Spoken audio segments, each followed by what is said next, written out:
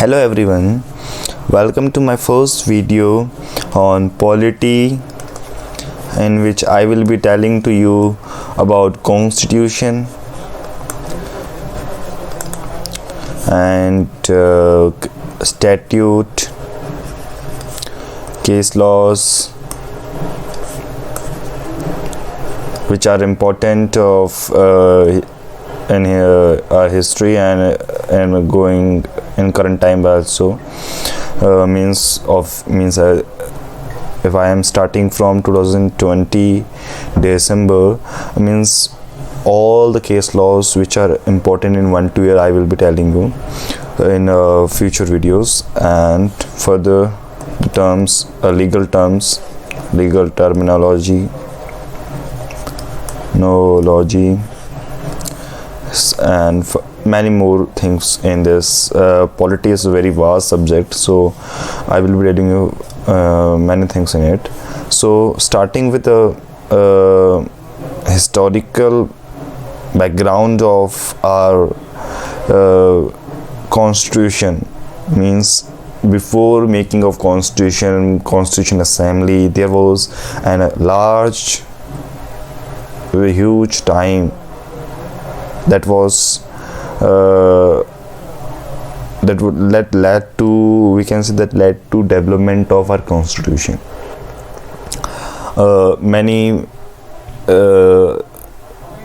authorities, many regions tried to achieve these constitutions. They have tried very hard, and finally we got it.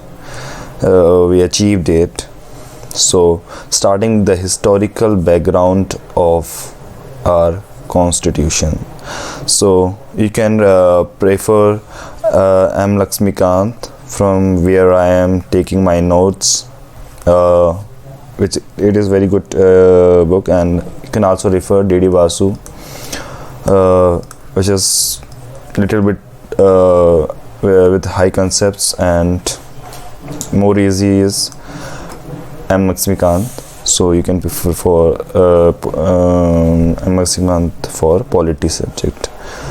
Okay, so starting with an introduction of it, East India Company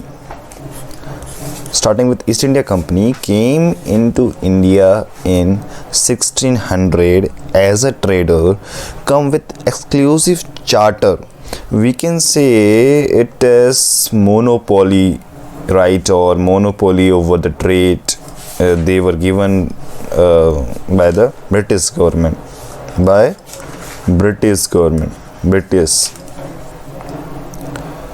British means directly there was no rule of British government in India, so they were given just right of trade. So finally there was many battles which led to gain of power by them.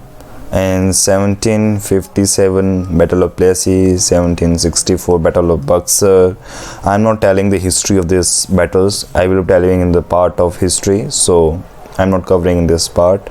So by this they get Diwani rights in 1765, which what are Diwani rights? Diwani rights are civil, tax, revenue rights that were given to them in the areas of Bengal, Bihar and Orissa. Okay, so the officials became rich. The gross mismanagement of fund, instead of company becoming rich, officials become rich. So what happened? They went into huge debt, which led to asking for help with British government. They went to British government and asked for help. So British government was very exhausted that we have given them exclusive right Instead of giving us revenue, they have given us laws or debt. Therefore, we can say their retaliation, they passed many acts, which I will be telling in further slides. Okay, so jump into next slide. Started with the company rule, and further there will be a British parliamentary control in India. This started the just company rule, which is from 1773 to 1858. Therefore, as a retaliation, the government passed the Regulation Act of 1773. So in every 20 years the act was passed, and it was also known as East India Company Act and Charter Act. Okay, this was the first step to regulate East India Company, and it was direct British parliamentary control over them, and this further need the answerability from them, so they need to respond to the British government. So court of director was made, directors were made to respond the British Parliament. Then the centralization needed, because there was the power was divided into the different parts. So there was Bombay, Bengal, and Madras. In these different parts the power was divided, so they need to be centralized. What happened that everyone have their executives and governor, legislative power, and so we need to centralize them because they were all independent. By regulating act, legislative power of governor of Bombay and Madras, this both was Bombay and Madras was given to Bengal. So from then the governor of Bengal was known as Governor General of Bengal, and the first Governor General was Warren Hastings. Okay, so to help them there was executive council of 4 members will be helping them, and this was also known as Calcutta Council. Okay, and they will be helping in the executive matter also, and as well as legislative matter. There was Supreme Court established, which created a problem. So there was conflict between Supreme Court and the executives to control the officials. So there was a settlement act and to limit the power of SC and to increase the power of executive and separating their power. So from now we say Article 50, that is in a constitution, that is mentioned in a constitution. So that divides or that separates, we can say, the doctrine of separation from judiciary from executive. Okay, so next was the Charter Act of 1793.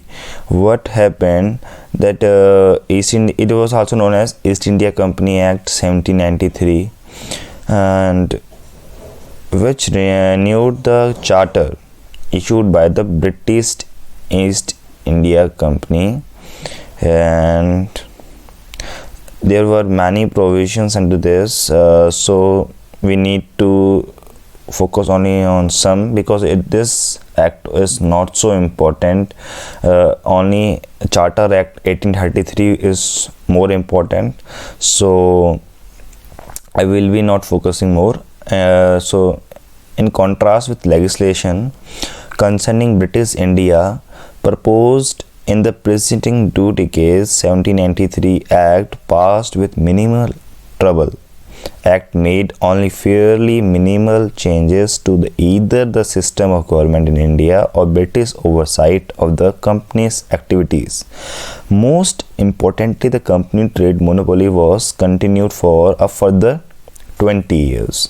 There was a further 20 years extension, and the salaries for the staff, payment of salaries and payment paid by the paid members of board of control were also now charged to the company.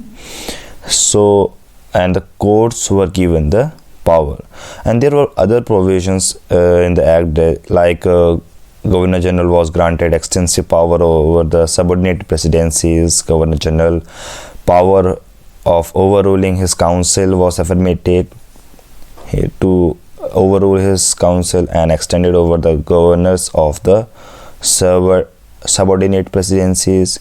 Senior officials were forbidden from leaving India without permission. They were not allowed without permission.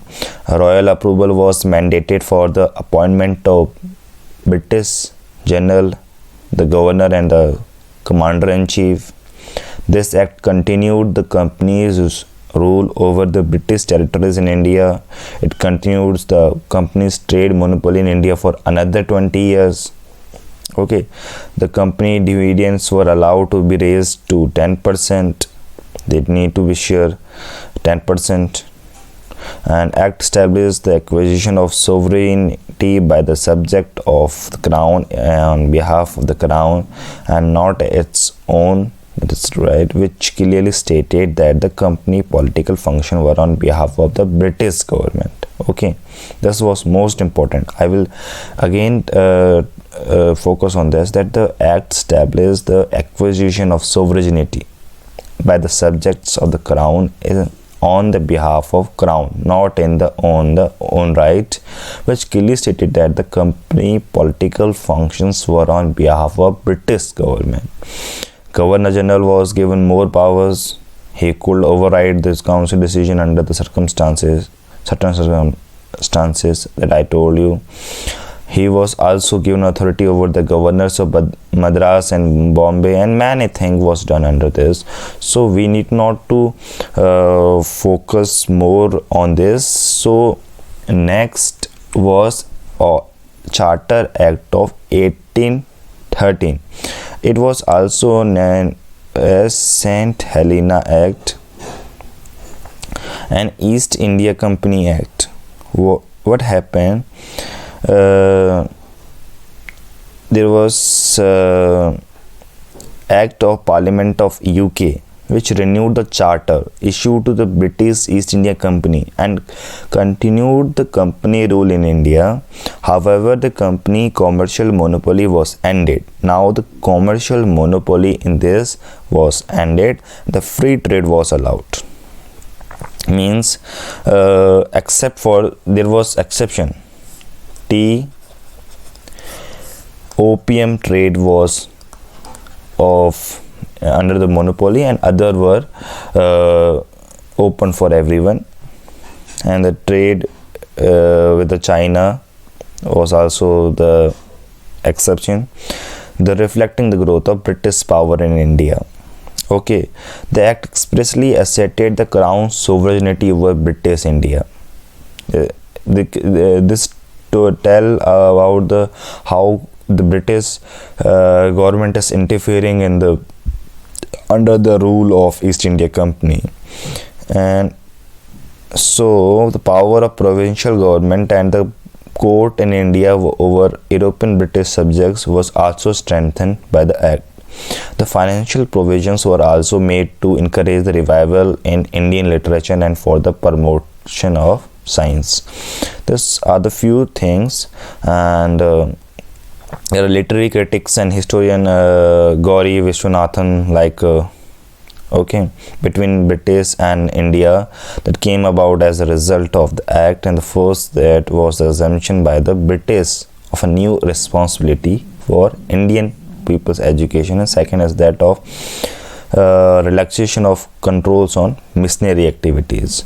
So whereas previously educational provisions was of discretion of Governor General of Bengal, and the act overturned the laissez-faire status quo by establishing an obligation to promote Indian people's interest and happiness and religious and moral improvement, a responsibility the British state did not bear to British people at the time of Act's passage. So Viswanathan attributes the impetus for a new educational responsibility to the mood in the English Parliament. So this was not important for you. I just read from the Wikipedia. It's not at all important that what Swaminathan has said, and this was I gave you for extra informations. So there are more things like Krishna missionaries came, and there was powers of the three councils. Okay, this is not so important act. Most important act, Charter Act of 1833. So it was the final step toward centralization. Okay, why it was a final step toward the centralization? As I told, that regulating act was the initial step toward the centralization that gave the power of legislative power of Madras and Bombay to the governor of Bengal. It was known as that time and it called him the Governor General of Bengal, and the first person was the Warren Hastings. Okay, so Charter Act of 1833 was also known as Saint Helena Act, or we can say Government of India Act 1833, but it was not initially, it was not known Government of India Act, because Government of India Act was came further in further time.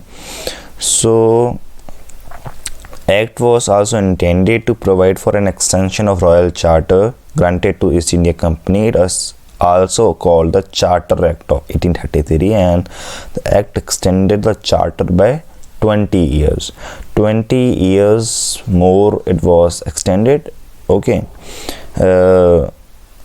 it redesignated the Governor General as the Governor General of India under the provision of Lord Bantic, that I told you that he became the first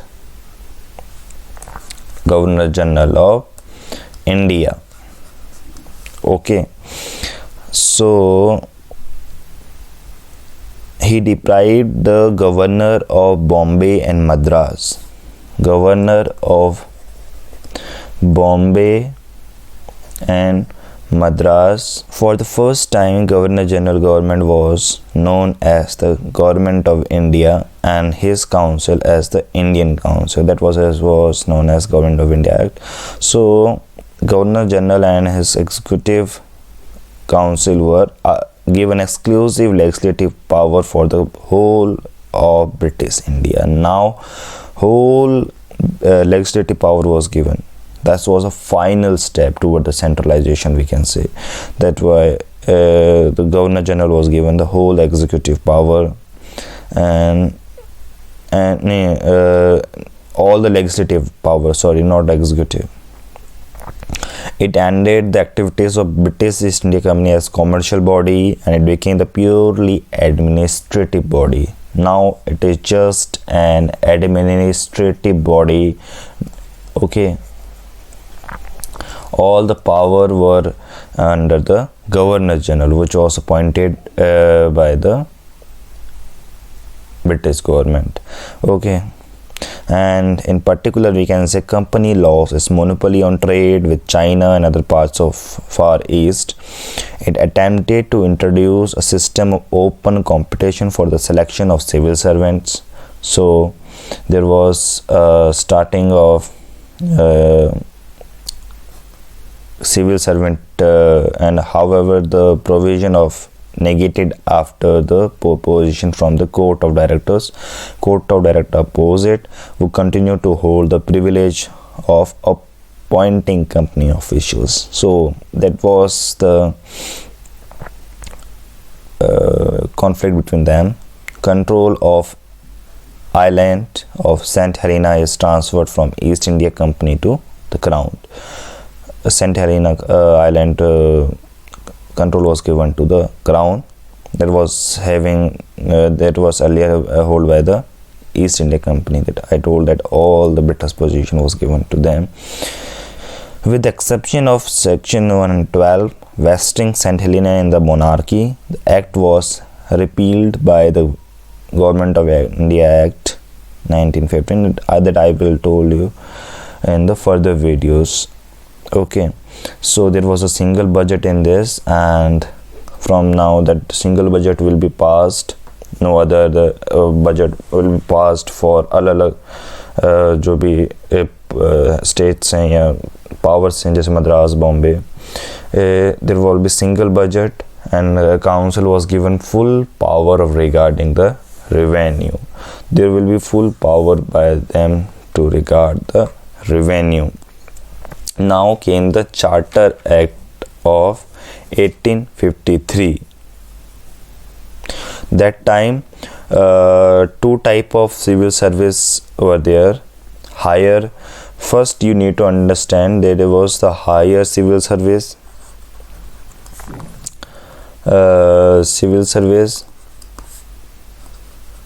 Which was having we can say covenant civil service. We say it as covenant. What we say as covenant civil service, and other was the lower civil service. The lower civil service, this two type of civil service. There was a Halle Burgess College where we get admission and can directly become civil servant, but Indians were not allowed.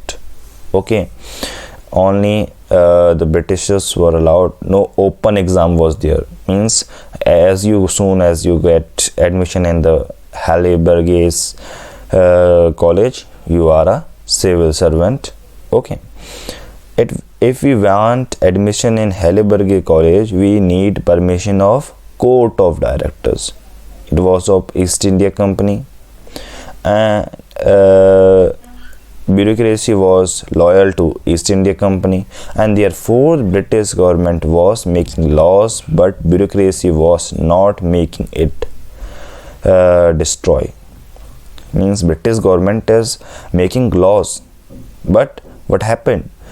East India Company's loyal, that was the bureaucracy, did not let it to destroy. First time covenant civil service was open to everyone. Now this only the covenant civil service was open to everyone, and there was separate legislative council and indefinite extension to there was separate governor of Bengal. We need to keep it in mind. Covenant service was open to all. Next thing, separate. This was the main point that I told you. Okay, Halle Burgess, that you need to be keep in mind for MCQs, that how they get civil service and that. But my main aim was that covenant civil service was now open to all. But there was earlier system of having the higher civil service and lower civil service. By getting admission in this Halle Burgess college, you get known as the civil servant. That was not allowed to the Indians.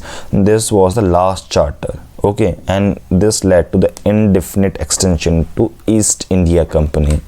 Now the company rule ended. Thank you for watching.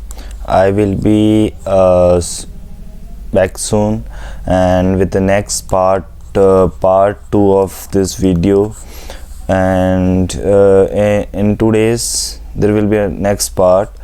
of historical background in which the crown period will be explained, and that's for this video. So please subscribe my channel, and please share as much as you can to those who need help, because there's a shortage of time while preparing, and if you get just in 24 or 25 minutes video all research to work, so it will be easy for your notes making. And please make notes of this. Do not just see video. Proper notes should be made, and follow the further videos so you can understand better, and keep this as a story, and just not a story, just try to understand the concept, why this, what is the process of this act, and that's why I am telling the history. It's no reason that I am telling history in the part of polity, because it's very important to know what is the background of that polity.